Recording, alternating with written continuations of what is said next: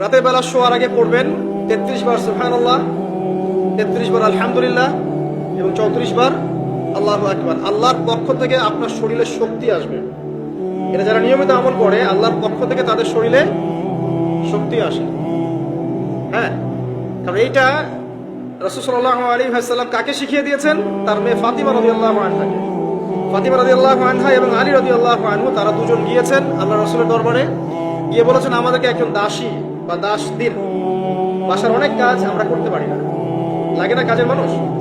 নবী সাল্লাল্লাহু আলাইহি ওয়াসাল্লাম বলছেন যে আমি কি তোমাদেরকে এমন কিছু শিখিয়ে দিব যেটা তোমাদের এই দাস দাসের অভাব পূরণ করে দিবে, প্রয়োজন হবে না? অবশ্যই শিখিয়ে দিন। তখন নবীজি শিখালেন সাল্লাল্লাহু আলাইহি ওয়াসাল্লাম যে ঘুমানোর আগে 33 বার সুবহানাল্লাহ পড়বে, 33 বার আলহামদুলিল্লাহ এবং 34 বার আল্লাহু আকবার। তোমাদের দাস দাসের প্রয়োজন হবে না ইনশাআল্লাহ। ব্যাখ্যায় অনেক ওলামায়ে কেরাম বলেছেন যে এটা নিয়মিত আমল করতে থাকলে রোগ ব্যাধি কম হয়, শরীরে শক্তি আসে, এনার্জি বাড়ে, আপনি নিজের কাজ নিজেই করতে পারবেন ইনশাআল্লাহ। আসুন সামনে যাই।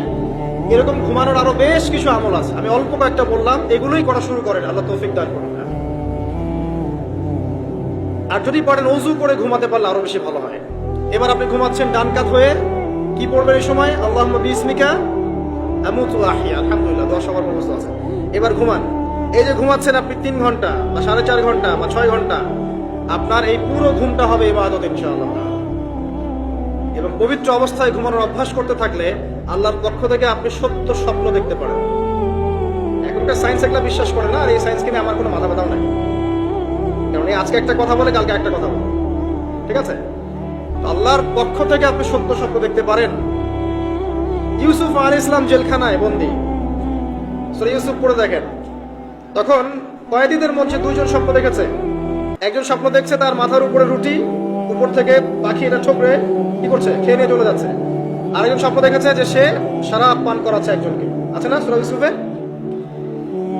তো ইউসুফ আলাইহিস সালাম বললেন যে যার মাথা থেকে পাখি ঠোকরায় খেয়ে নিচ্ছে খাবার, তাকে শুলদণ্ড দেওয়া হবে। আর যে শরাব পান করাচ্ছে সে অতি শীঘ্রই মুক্ত হয়ে যাবে, জেল থেকে ছাড়া হয়ে যাবে। কয়দিন পর তাই হলো। এই যে স্বপ্ন যারা দেখেছে এরা কি মুসলিম? এই স্বপ্ন যারা দেখেছে এরা কিন্তু মুসলিম না। ইউসুফ আলাইহিস সালাম মুসলিম, তিনি আল্লাহর নবী, তিনি স্বপ্নের ব্যাখ্যা করছেন, কিন্তু এখানে একজন অমুসলিমের স্বপ্ন সত্য হয়েছে। একজন অমুসলিমকে আল্লাহ পাক স্বপ্ন দেখাতে পারেন, দলিল আছে কোরআনে। সত্য স্বপ্ন বলে একটা বিষয় আছে, যেটার জন্য অবশ্যই আল্লাহর পক্ষ থেকে নূর দরকার, স্বচ্ছ একটা মন দরকার, কলবুন সালিম দরকার, বেশি বেশি আমল দরকার, হ্যাঁ, আধ্যাত্মিকত্ব দরকার, আল্লাহর মারিফত দরকার। তারপরে ইনশাআল্লাহ সত্য স্বপ্নের প্রশ্ন আসবে।